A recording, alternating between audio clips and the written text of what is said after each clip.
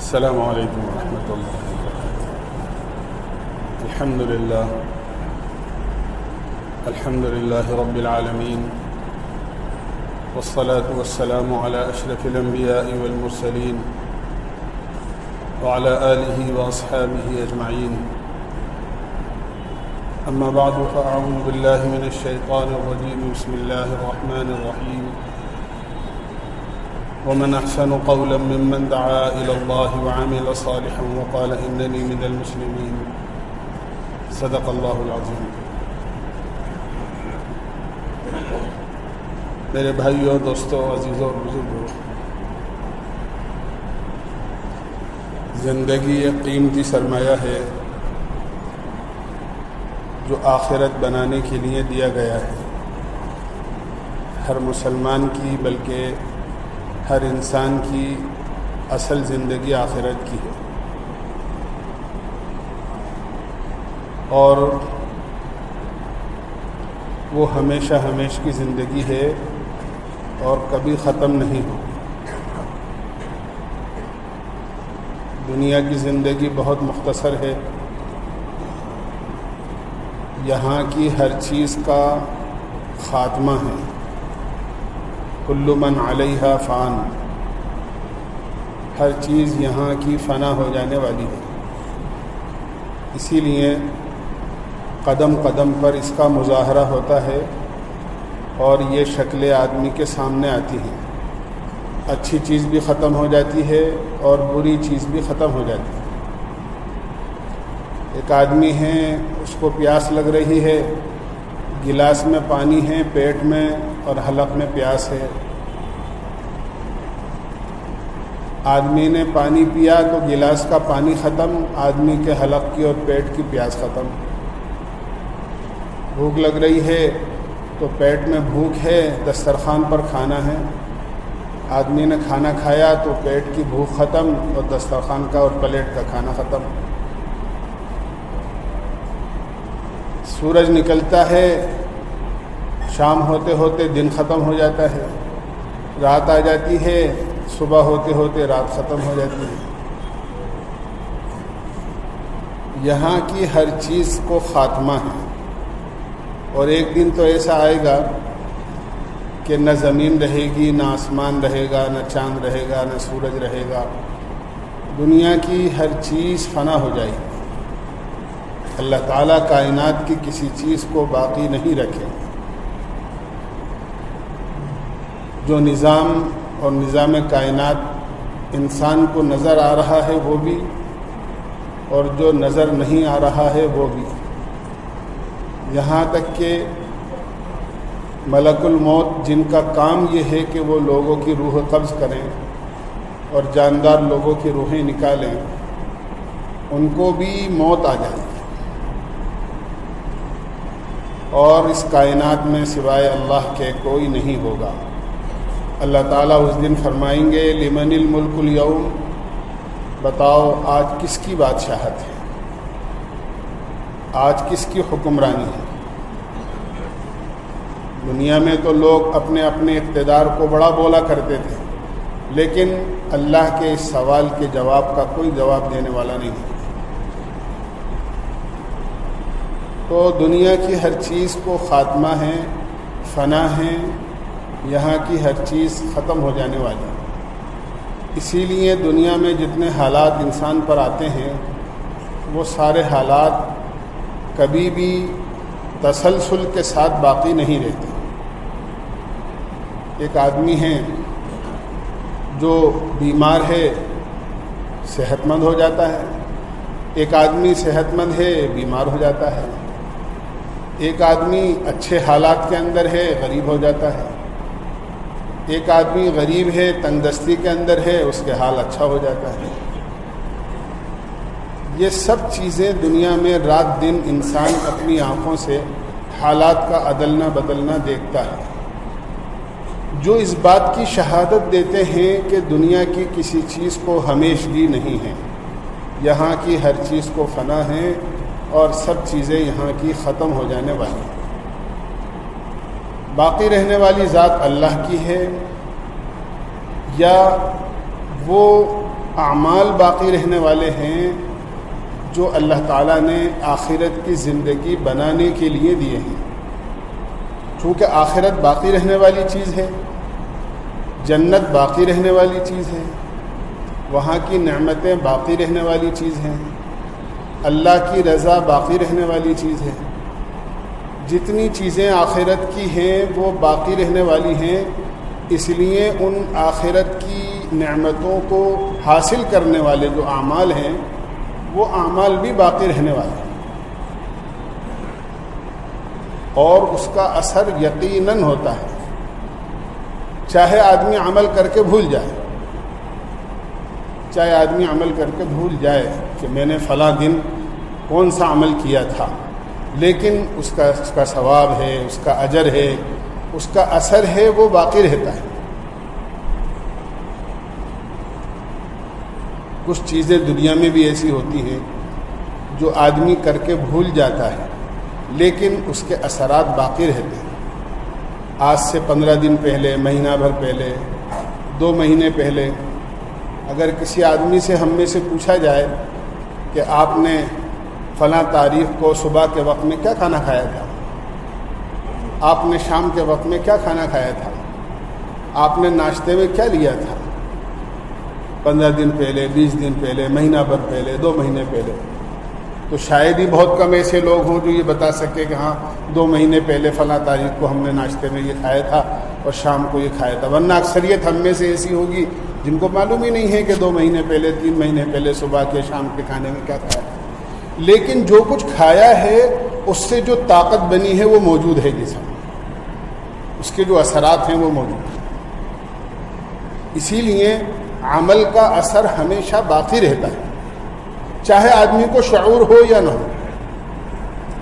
اگر یہ چیز نہ ہوتی تو کبھی بھی شریعت کا یہ حکم نہیں ہوتا کہ بچے کے پیدا ہونے کے موقع پر اس کے کان میں اذان دو، سیدھے کان میں اذان اور اس کے بائیں کان میں تکبیر. حالانکہ بچہ ان الفاظ کو نہیں سمجھتا ہے کہ میرے کان میں کیا کہا جا رہا ہے. اللہ کی بڑائی، اس کی کبریائی، اس کی توحید، اللہ کے نبی کی رسالت، نماز، فلاح، پابندی، یہ سب چیزیں اس کے کان میں کہی جا رہی ہیں اذان کے الفاظ کے ذریعے سے، اور ایسی زبان میں کہی جا رہی ہیں کہ وہ زبان اس کے ماں باپ بھی نہیں سمجھتے ہیں.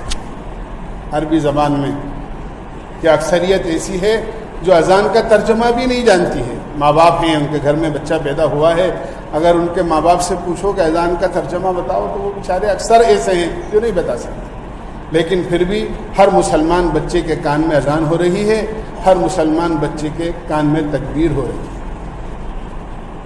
یہ ایسا ہے جیسے بچے کو غذا دی جاتی ہے.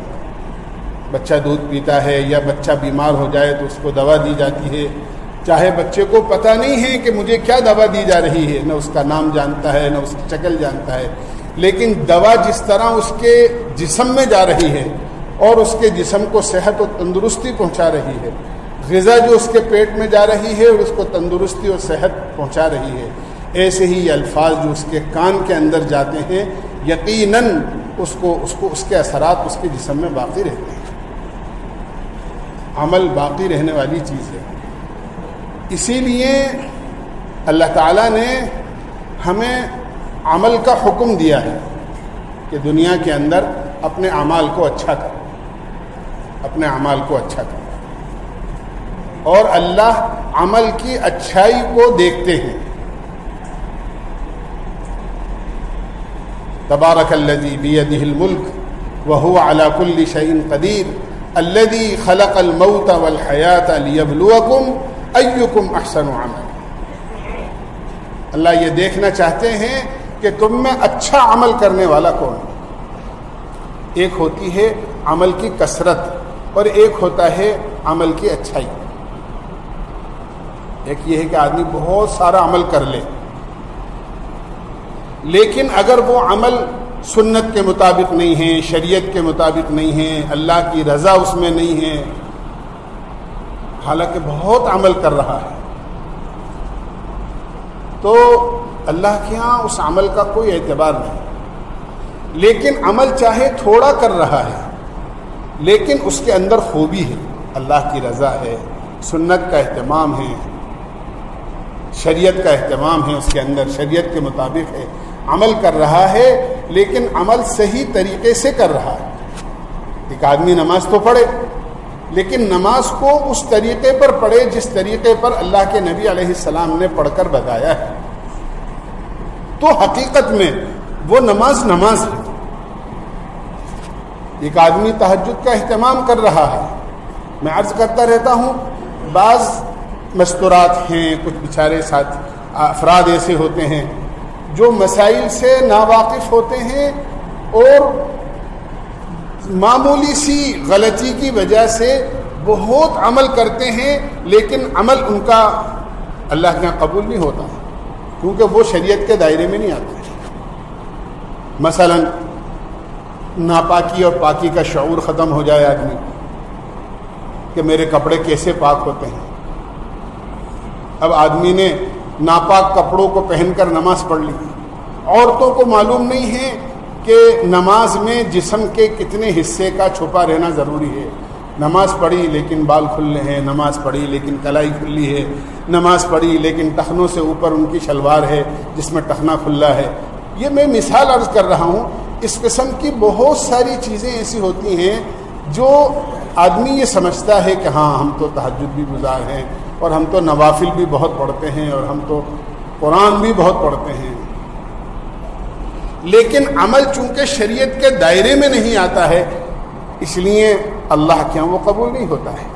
اسی لیے فرمایا علم کا سیکھنا فرض ہے، طلب العلم فریضۃ، کہ دین کے علم کا سیکھنا ضروری ہے تاکہ آدمی کو صحیح اور غلط کی پہچان ہو جائے. علم ایسا ہے جیسے آنکھوں کی روشنی ہوتی ہے. ایک آدمی کی آنکھوں میں روشنی ہے تو آنکھوں کی روشنی کی وجہ سے آدمی پہچان لیتا ہے کہ اس وقت دن ہے یا رات ہے. میرے ہاتھ میں جو چیز ہے یہ کالی ہے یا سفید ہے. سامنے سے آنے والا جو آدمی ہے وہ میری پہچان والا ہے یا کوئی غیر آدمی ہے. میں جس راستے پر جا رہا ہوں وہ راستہ میرے گھر اور منزل کی طرف جاتا ہے یا کہیں اور جا رہا ہے، کیونکہ اس کی آنکھوں میں روشنی ہے. لیکن جس کی آنکھوں میں روشنی ہی نہ ہو، اندھا ہو، نابینا ہو بیچارہ، اس کو کیا پتا کہ میں جس راستے پر جس رخ کو جا رہا ہوں وہ کہیں اور تو نہیں جا رہا، میں جانا چاہتا ہوں منزل کی طرف اور مجھے منزل سے دور تو نہیں کر رہا. اس کو پتہ ہی نہیں بیچارہ. میں اگلا قدم اٹھا کر جہاں رکھ رہا ہوں وہ پلین زمین ہے یا کوئی گڑھا اور نالی ہے جو مجھے نقصان پہنچا دے. آگے کسی چیز کی ٹھوکر تو نہیں لگ جائے گی، اس کو معلوم نہیں ہے بیچارہ، اس لیے کہ آنکھوں میں روشنی نہیں ہے. ایسے ہی جس کو علم نہیں ہوتا ہے اس کو معلوم نہیں ہوتا ہے صحیح کیا ہے، غلط کیا ہے، حلال کیا ہے، حرام کیا ہے، صحیح ناجائز کیا ہے، جائز کیا ہے. اس لیے فرمایا کہ علم کا سیکھنا ضروری ہے. اللہ کے نبی علیہ الصلوۃ والسلام تشریف فرما ہے مسجد کے اندر. ایک صاحب آئے، انہوں نے نماز پڑھی اور اللہ کے نبی علیہ السلام نے ان کو دیکھا کہ انہوں نے نماز پڑھی. صحابہ نے بھی دیکھا کہ انہوں نے وضو کیا، وضو کر کے نماز پڑھی. اور نماز پڑھنے کے بعد اللہ کے نبی علیہ الصلوۃ والسلام کی خدمت میں حاضر ہوئے. اللہ کے نبی علیہ السلام نے بالکل صاف الفاظ میں انہیں یہ کہہ کر واپس کر دیا، ارجع فصلی فإنک لم تصلی، جاؤ نماز پڑھو اس لیے کہ تم نے نماز نہیں پڑھی. صحابہ نے بھی دیکھا کہ انہوں نے نماز پڑھی ہے، اللہ کے نبی کے سامنے پڑھی ہے، اور آپ یہ کہہ رہے ہیں کہ جاؤ نماز پڑھو، تم نے نماز دی. 3 دفعہ اللہ کے نبی علیہ السلام نے ان کو لوٹایا اور 3 دفعہ وہ نماز پڑھ کر آئے، اور آپ ہر مرتبہ یہی فرماتے رہے، جاؤ نماز پڑھو، تم نے نماز نہیں پڑھی. آخر میں انہوں نے کہا اللہ کے نبی میں تو اس سے اچھی نماز نہیں پڑھ سکتا. ان کی نماز میں جو کمی تھی اللہ کے نبی علیہ الصلوۃ والسلام نے ان کو تعلیم دی. دیکھو تم نے اپنی نماز میں یہ کمی کی ہے، سجدے سے اٹھنے کے بعد دونوں سجدوں کے درمیان تم اطمینان سے نہیں بیٹھے، رکوع سے سر اٹھانے کے بعد تم صحیح سے رکوع کے قومے میں صحیح سے کھڑے نہیں ہوئے، آپ نے بہت ساری باتوں کی ان کو تلقین کی، دیکھو تمہاری نماز میں یہ کمی تھی، اور یہ کمیاں اگر رہ جاتی ہیں تو نماز پڑھنا نہ پڑھنا دونوں برابر ہے، تمہاری نماز نہیں ہوتی۔ انہوں نے اپنی نماز کی اصلاح کی۔ تو عرض میں نے کیا کہ بعض مرتبہ علم کی کمی کی وجہ سے، علم نہ ہونے کی وجہ سے آدمی ایک عمل کر رہا ہے اور ایک کام کر رہا ہے اور اسے معلوم نہیں ہوتا ہے کہ میں یہ کام صحیح کر رہا ہوں یا غلط کر رہا ہوں۔ اپنی سمجھ میں وہ اس کو اچھا سمجھتا ہے، کافی سمجھتا ہے، لیکن اللہ اور اس کے رسول اور شریعت کے نظر میں وہ ٹھیک نہیں ہوتا۔ اس لیے فرمایا کہ زیادہ عمل نہیں بلکہ اچھا عمل اللہ کو پسند ہے۔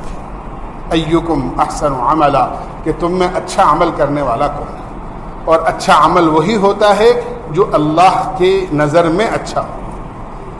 دیکھنے والے اچھا کہیں وہ نہیں ہیں کہ صاحب لوگ کہیں کہ یہ لمبی نماز پڑھتے ہیں، یہ لمبا سجدہ کرتے ہیں، یہ دیر تک کھڑے رہتے ہیں، یہ قرآن اچھا پڑھتے ہیں، اور یہ تہجد گزار ہیں، اور یہ تو دیر تک نفلیں پڑھتے رہتے ہیں، اور یہ تو چاش بھی پڑھتے ہیں، اوابین بھی پڑھتے ہیں، اور اشراق بھی پڑھتے ہیں، ساری نفلوں کا اہتمام کرتے ہیں۔ اچھی باتیں کرنا چاہیے، لیکن اصل چیز یہ ہے کہ اچھا عمل، کہ نماز پڑھ رہے ہیں تو نماز واقعی نماز کے طریقے پر ہو رہی ہے، کوئی کمی تو نہیں ہے۔ اس لیے ضروری ہے کہ آدمی اپنی، جیسے آدمی کئی مرتبہ ایک آدمی ہے، وہ اس کی گاڑی کھڑی ہوئی ہے یا تھوڑی دور چلاتا ہے، جب وہ لمبے سفر پر جانا چاہتا ہے تو ایک مرتبہ وہ میکینک کے پاس گیریج میں لے جا کر اس کو چیک کراتا ہے کہ میں یہاں سے 500 کلومیٹر جانا چاہتا ہوں، 500 کلومیٹر جاؤں گا اور پھر وہاں سے واپس آؤں گا، ذرا ایک مرتبہ گاڑی کو چیک کر لو، کو راستے میں دقت تو نہیں ہو جائے گی۔ وہ اطمینان دلا دے کہ نہیں کوئی بات نہیں، سب کچھ دیکھ لیا ہے، اب آپ سفر کر سکتے ہو، کوئی ایسی بات نہیں، آدمی کو اطمینان ہو جاتا ہے۔ کپڑے میلے ہو جاتے ہیں، آدمی اس کو ڈرائی کلیننگ پر دھلواتا ہے کہ بھئی اس کو صاف کرنا ضروری ہے۔ گھر میں کوڑا کچرا ہو جاتا ہے، گھر میں رات دن صبح شام جھاڑو ملتی ہے، صفائی ہوتی ہے۔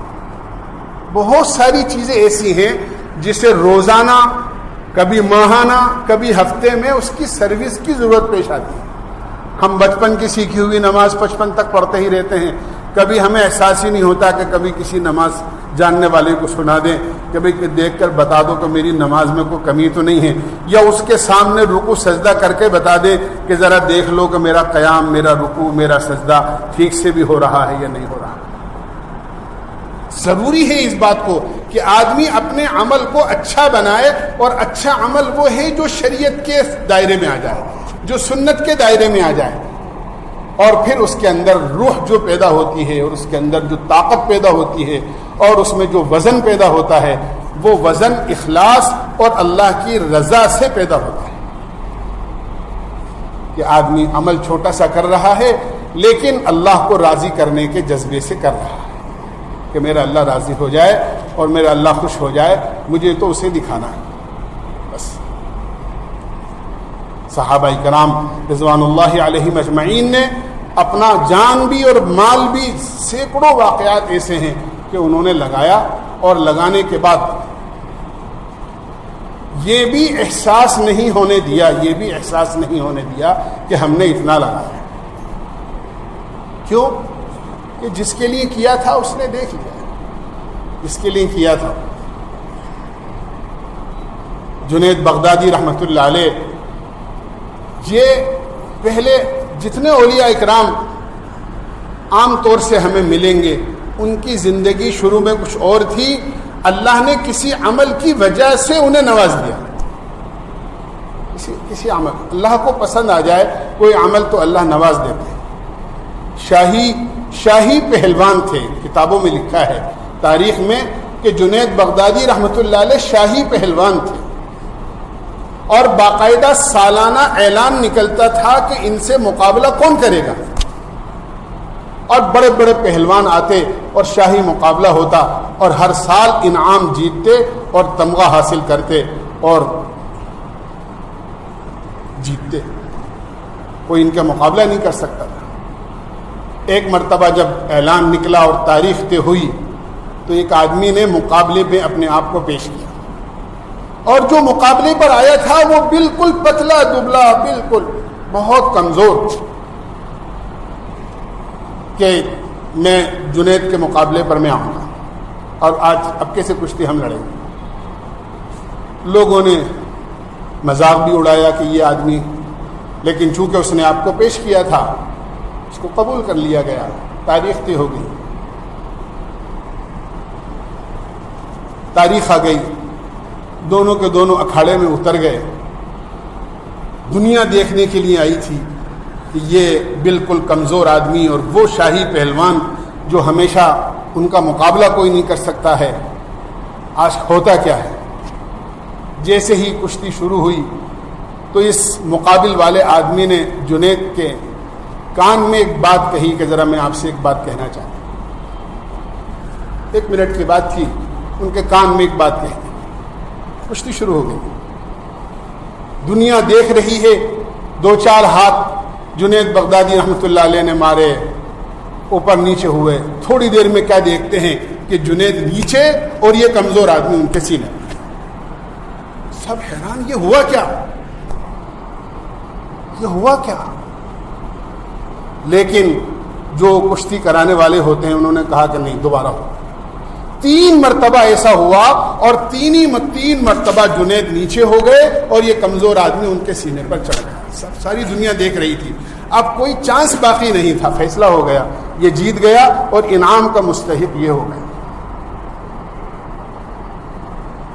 انعام جو ملنا تھا اس کو مل گیا۔ بادشاہ بھی بڑے حیران، بہت شرمندہ، ساری دنیا، شاہی پہلوان دربار کے، آج ان کے ساتھ ایسا ہوا۔ خیر، شام کو دسترخوان بچھا، کھانا کھایا۔ بادشاہ نے کو یقین نہیں ہو رہا تھا کہ یہ ہوا کیا ہے۔ بادشاہ نے جنید کو تنہائی میں بلایا اور بلانے کے بعد میں ایک بات پوچھی اور یہ کہا کہ جنید، یقین نہیں ہے کہ تم ہار جاؤ اور وہ جیت جائے، لیکن میں یہ پوچھنا چاہتا ہوں کہ یہ ہوا کیا ہے، اس میں کون سا راز چھپا ہوا ہے؟ جنید نے کہا کہ رہنے دیجئے، جو ہونا تھا وہ ہو گیا۔ جب بادشاہ نے بہت اصرار کیا تو جنید نے کہا کہ حضرت بات یہ ہے، جیسے ہی وہ اور میں اکھاڑے میں اترے، اس نے میرے کان میں یہ کہا کہ سید ہوں، اللہ کے نبی علیہ الصلاۃ والسلام کے خاندان سے میرا تعلق ہے، نہایت مفلس ہوں، بچوں کو کھلانے کے لیے کچھ نہیں ہے، انعام حاصل کرنے کی نسبت پر میں آیا ہوں، یہ انعام مجھے مل گیا تو میرے بچوں کی 1 سال کی روزی کا انتظام ہونا چاہیے۔ جنید کہتے ہیں جب اس نے یہ کہا کہ سید ہوں اور اللہ کے نبی کے خاندان کا ہوں، تو اللہ کے نبی کے خاندان کے آدمی کی عزت رکھنے کے لیے اور اس کی 1 سال کی روزی کا انتظام کرنے کے لیے میں نے اپنی عزت کو عزت نہیں سمجھا۔ بادشاہ کہنے لگے اتنی بڑی قربانی کہ تم نے اپنی عزت کو عزت نہیں سمجھا، اللہ کے نبی کے خاندان کے ایک آدمی کو عزت پہنچانے کے لیے اور اس کو انعام دلانے کے لیے۔ اب تم یہ بتاؤ کہ تم کیا چاہتے ہو، تمہیں منہ مانگا انعام خزانے سے ہم دیں گے، منہ مانگا انعام خزانے سے تمہیں دیں گے، اتنی بڑی قربانی تم نے دی ہے۔ جنید کہنے لگے بادشاہ سلامت، اگر مجھے آپ کے خزانے سے کچھ لینا ہوتا تو میں آج ہارتا نہیں، میں تو اسی سے لوں گا جس کے لیے میں نے کیا ہے، بس میں اسی سے لوں گا جس کے لیے میں نے کیا ہے، ورنہ مجھے اگر آپ سے ہی کچھ لینا ہوتا تو میں ہار ہی نہیں سکتا تھا، یہ دھان پان آدمی، کمزور آدمی کیا مجھ سے جیت سکتا تھا؟ لیکن جب اللہ کے لیے کیا ہے تو اس کا بدلہ مجھے اللہ ہی سے لینا۔ بات ختم ہو گئی، بادشاہ سلامت اپنے بستر پر اپنے کمرے میں چلے گئے، جنید اپنے آرام گاہ پر چلے گئے۔ رات کو اللہ کے نبی علیہ الصلاۃ والسلام کی زیارت ہوئی اور اللہ کے نبی علیہ الصلاۃ والسلام نے فرمایا جنید، میرے خاندان کے ایک آدمی کی تم نے عزت کی ہے اور اس کو انعام دلایا ہے اور تم نے اپنی عزت کو خاک میں ملایا ہے، میں نے اللہ سے درخواست کر دی ہے، اللہ نے تمہیں اولیاء اللہ کا سرتاج بنا دیا ہے۔ یہ ہے وہ چیز کہ اللہ کے لیے کرنا ہے تو بدلہ اللہ ہی سے لینا ہے، اللہ ہی دے۔ ایک تو یہ ہے کہ دنیا دیکھ لے، دنیا اچھا کہہ لے، دنیا راضی ہو جائے، دنیا میں میرا نام ہو جائے، وہ کتنے دن کی چیز ہے۔ اسی لیے حدیث میں آتا ہے، اللہ کے نبی علیہ الصلاۃ والسلام نے ارشاد فرمایا کہ قیامت میں اللہ تعالیٰ بعض بندوں کو بلائیں گے اور جب ان کے اعمال پیش ہوں گے تو ان کے اعمال ایسے ہوں گے کہ اگر ان کو پہاڑ پر رکھ دیا جائے تو پہاڑ ڈھک جائیں. لیکن جب اللہ تعالیٰ کے سامنے بدلہ لینے کے لیے جائیں گے, اللہ تعالیٰ فرمائیں گے تم نے جو کچھ عمل کیا تھا وہ تو لوگوں کو دکھانے کے لیے کیا تھا, جس کے لیے کیا تھا جاؤ بدلہ اسی سے لے لو, مجھ سے کیا لینے آئے ہو بھائی, جس کے لیے کیا تھا اسی سے بدلہ لو. جب تم نے میرے لیے کچھ کیا ہی نہیں تو مجھ سے کیا بدلہ لینے آئے ہو. اللہ اسی عمل کا بدلہ دیں گے جو عمل اللہ کے لیے ہوگا, اور جو عمل اللہ کے لیے نہیں ہوگا اللہ اس سے منع کر دیں گے. اس کا بدلہ جس کے لیے کیا ہے اس سے لو بدلہ. اور دنیا ہی میں آدمی بدلہ نہیں دے سکتا تو آخرت کے اندر کون کیا بدلہ دے گا. اس لیے آج میں نے کیا کہ دنیا عمل کی جگہ ہے اور عمل سے آخرت بنتی ہے, اور عمل بھی وہ جو اچھا عمل ہو, اور اچھا عمل وہ ہوگا جو شریعت کے مطابق ہوگا, سنت کے مطابق ہوگا, اللہ کی رضا اس کے اندر ہوگی تو یہ اچھا عمل ہوگا. تھوڑا بھی ہوگا تو انشاءاللہ ہماری آخرت بن جائے گی. اللہ ہمیں سمجھنے کے عمل کی توفیق نصیب فرمائے.